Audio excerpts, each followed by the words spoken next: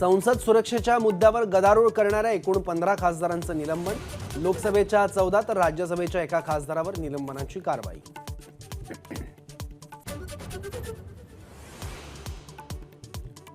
मराठा आंदोलक ऋषिकेश बेदरेला हायकोर्टाच्या औरंगाबाद खंडपीठाकडून जामीन मंजूर, जालना बीडला जाण्यास 3 महिन्यांची मनाई।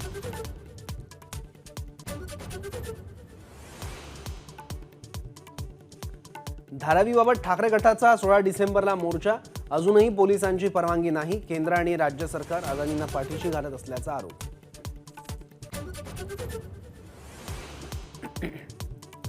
पुणे पोटनिवडणूक घेण्याबाबत हायकोर्टाचे निर्देश, निवडणूक आयोग सुप्रीम कोर्टात गेल्यास याचिकाकर्ते कॅव्हेट दाखल करणार, याचिकाकर्त्यांनी दिल्लीत घेतली वकिलांची भेट।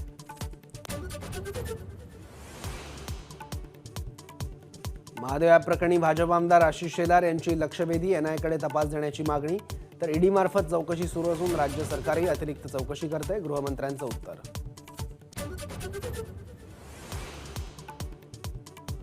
ऑनलाईन गेमिंगची जाहिरात सेलिब्रिटींनी करण्यावर नियंत्रण आणा, आमदार बच्चू कडूंची मागणी, सवय लागेल अशा गोष्टींची जाहिरात करू नका, फडणवीसांचं आयकॉन्सना आवाहन।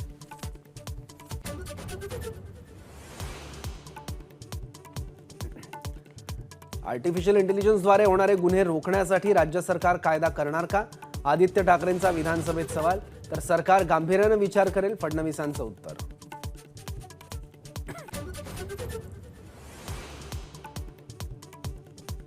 जुन्या पेन्शनची मागणी करणाऱ्या संघटनांची बैठकीत चर्चा, अर्थसंकल्पीय अधिवेशनापर्यंत पेन्शन संदर्भात योग्य निर्णय घेऊ, मुख्यमंत्री शिंदेंचं उपमुख्यमंत्री अजित पवारांचं आश्वासन।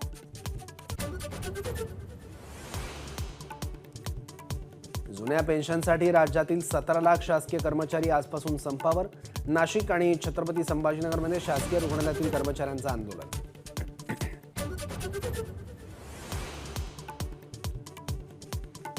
विधिमंडळात आज पायऱ्यांवर आंदोलनाऐवजी सर्वपक्षीय आमदारांचं फोटो सेशन, मतभेद बाजूला ठेवत सत्ताधारी विरोधकांचे रंगले हलके फुलके क्षण।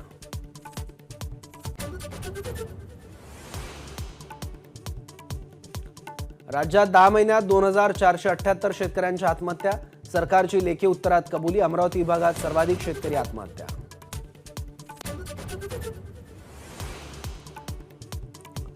अहमदनगरच्या मढी देवस्थान अध्यक्ष बदलावरून तुंबळ हाणामारी, लाठ्या काठ्यांनी झालेल्या हाणामारीत 3 ते 4 जण जखमी।